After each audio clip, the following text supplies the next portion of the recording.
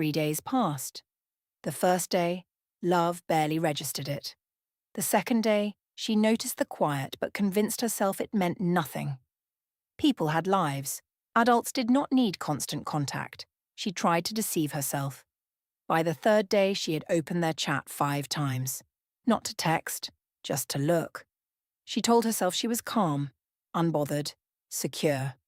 But every time her phone buzzed and it was not him, something small inside her tightened. She did not reach out.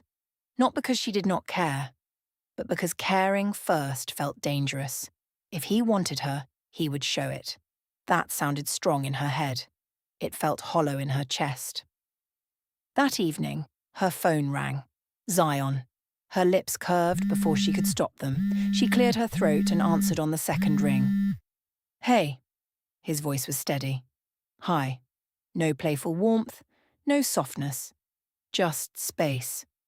You did not check in. He did not accuse. He stated. Love leaned against the kitchen counter. You disappeared. A pause. I was sick. The words did not rush. They settled. Her back straightened. Sick? Yes. Silence slipped between them. You could have told me. I could not get out of bed, he said calmly. But I noticed you did not try either. That landed. Just honest. She shifted. I thought you needed space. No, he replied. You thought I left. Her throat tightened. Because he was right. She had already started preparing her exit speech in her head. She had already rehearsed the independence. She had already braced for disappointment. And instead of asking, he continued, you waited. There was no anger in his tone, just hurt. And somehow, that made her feel worse. She wanted to defend herself. Say she was protecting her peace. Say she had standards. Say she refused to chase a man. But none of that would be true. The truth was simpler. I think, she said slowly, a part of me was waiting for proof. Proof of what? That you would leave? The quiet on the line shifted. Not cold, just attentive. When I care about someone, Zion said, voice lower now, I show up, even when it is inconvenient, especially when it is inconvenient. She swallowed. I did not know you were sick. You did not ask. The softness of that sentence hurt more than anger would have, because he was not playing games. He was asking for reciprocity. And she had hesitated. I was protecting myself, she admitted. From what? He asked gently. From caring more. There it was, the real confession. He took a deep breath. I am not interested in chasing someone who is already halfway out, he said. The words were firm. She closed her eyes, letting the tears flow freely. I am not halfway out, she said quietly. Then meet me halfway. Not because he demanded it, but because he deserved it. I am sorry, she said. I should have checked. I do not want games. He said, I do not either. Then do not create distance and call it strength. That line was true, because she had done exactly that. The moment uncertainty appeared, she folded inward. After a moment, his voice shifted slightly. Next time, call. A small smile escaped her. Next time I will. She stood in her kitchen long after the call ended. For the first time, she did not feel rejected. She felt exposed.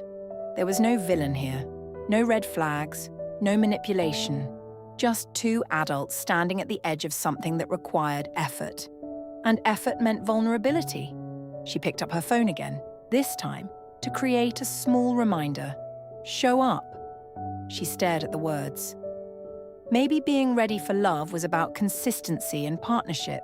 For the first time since she met him, she was not scanning for cracks. She was examining herself, and that felt more frightening than losing him ever did.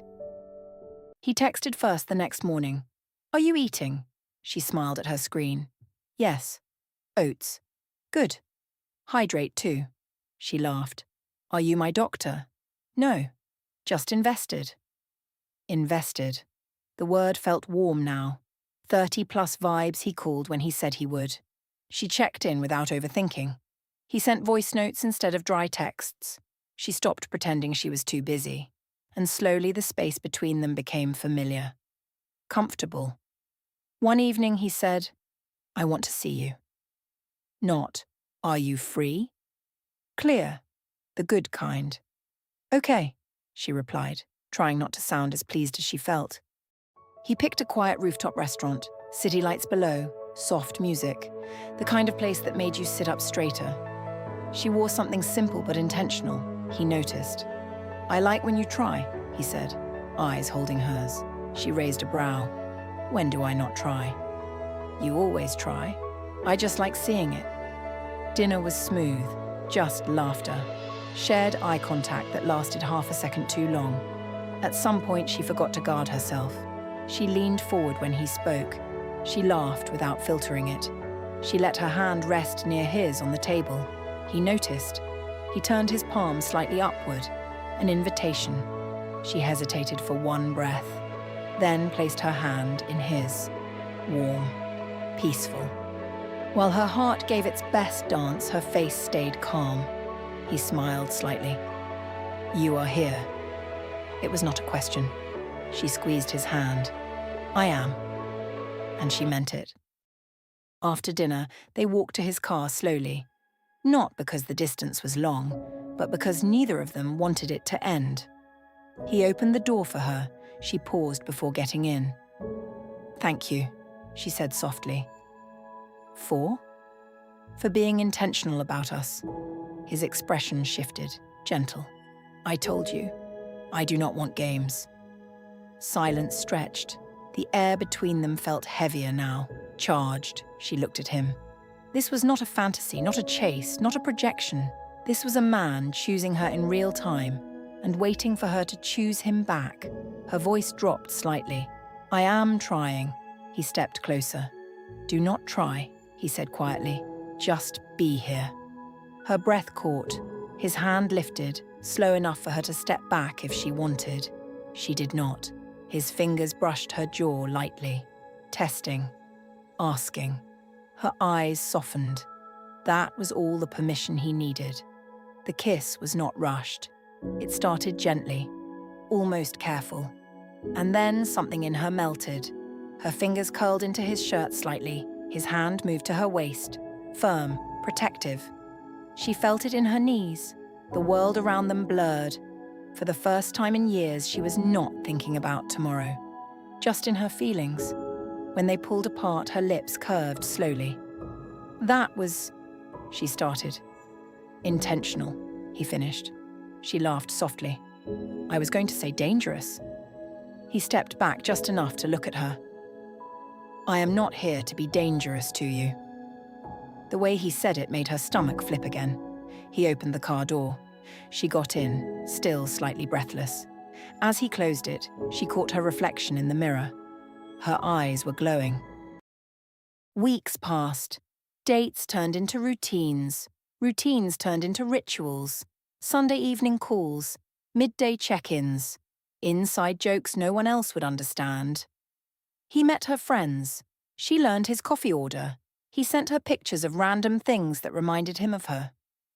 She stopped pretending she did not wait for them.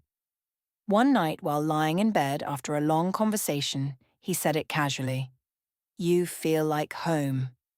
She froze, not because she was scared, but because it fit. She turned onto her side. "You feel safe," she replied. A pause, then softer. "I think I am falling for you." Her heart raced. This was the part where she used to panic, where she would slow things down, where she would remind the man to be realistic. Instead, she exhaled. "I think I am too." Silence. Not awkward. Sacred. "Say it," he murmured.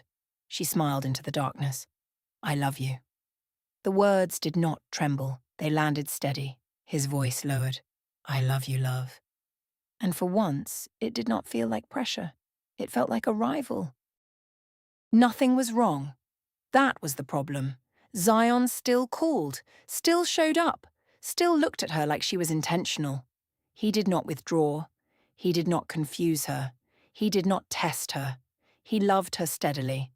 And somehow, that steadiness began to feel heavy. Not because he was doing too much, but because she was changing. She noticed it in small ways first. She started checking her calendar before saying yes to spontaneous plans. She considered his opinion before making certain decisions. She softened her tone faster during disagreements, not because he asked her to, but because she cared. And caring meant adjustment. One evening, while folding laundry, she paused mid-movement. When did me start becoming we? The question did not come with anger.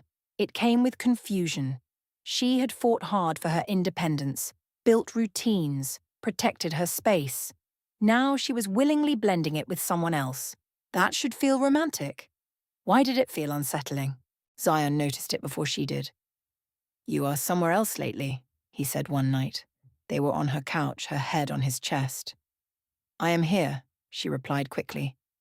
"You are thinking," he corrected gently. She lifted her head. "About what? You tell me." She hesitated, because how do you explain that being loved well is forcing you to confront who you are? "I am not used to this," she admitted. "To what?" "To being considered." He frowned slightly. "I always consider you." "I know," she said softly. "That is what I mean." He went quiet. She sat up fully now. "When I was single, my life was simple. My decisions were mine, my space was mine, my time was mine." "And now?" he asked. "Now I want to share it. But sharing feels like losing something too." There it was. Not fear of him, fear of disappearing. Zion listened without interrupting.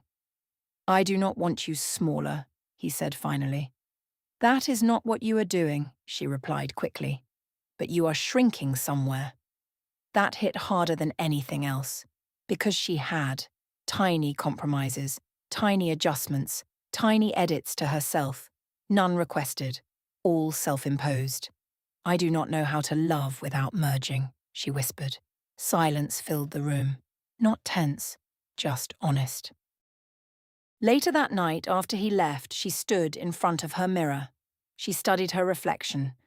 Was she still the woman who deleted numbers boldly? Still the woman who said she was ready?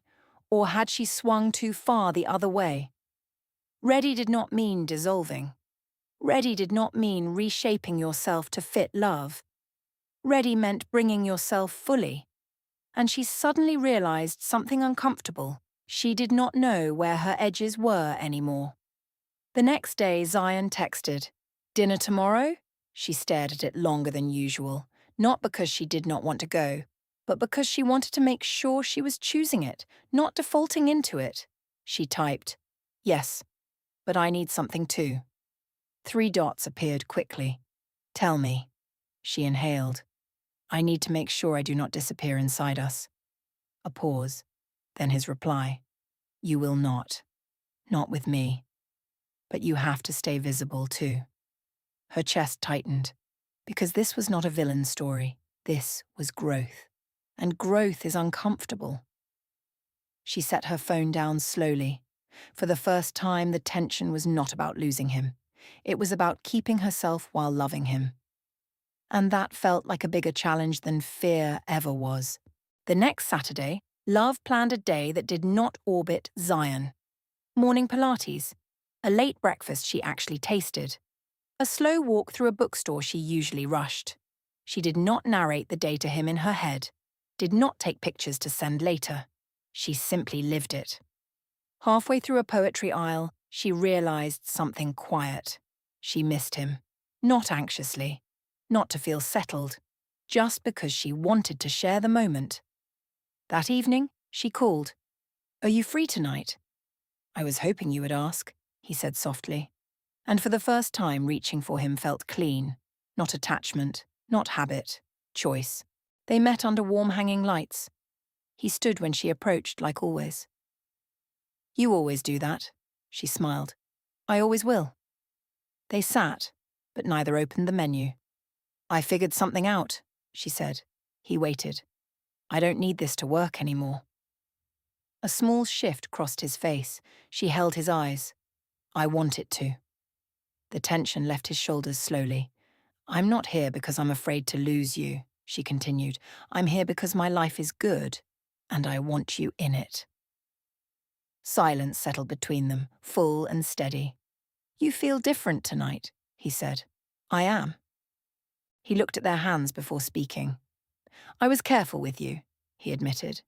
Not because I wasn't sure, but because I was. She frowned slightly. I didn't want to rush you into choosing me just because I was consistent. Her chest softened. I wanted you to arrive on your own. She squeezed his fingers. I did. They walked without destination. Streetlights painted gold across the pavement. You know, she said, I started this year trying to meet a husband before February. He laughed quietly. Very ambitious. I thought love was a finish line. She looked up at him. It's not. It's a rhythm. His hand tightened gently around hers. Good, he said, because I like walking, not racing. At her door, he hesitated. She noticed immediately. You have a sentence in your head. He exhaled a small laugh. I do. Say it. Not yet. Her heart fluttered anyway. Soon, she asked. Soon, he promised. Not avoidance. Timing. Morning light slipped across her room. For the first time in years, her birthday carried no pressure. Her phone buzzed. Zion. Happy birthday, my love. Not your husband yet. But I am still choosing you. Today and every day I get. She read it twice, then smiled slowly. Love. Good. I don't want the ending yet. 3 dots appeared. Zion. Dinner tonight. Wear something you feel beautiful in. Her heart warmed, steady and certain. She placed the phone down gently.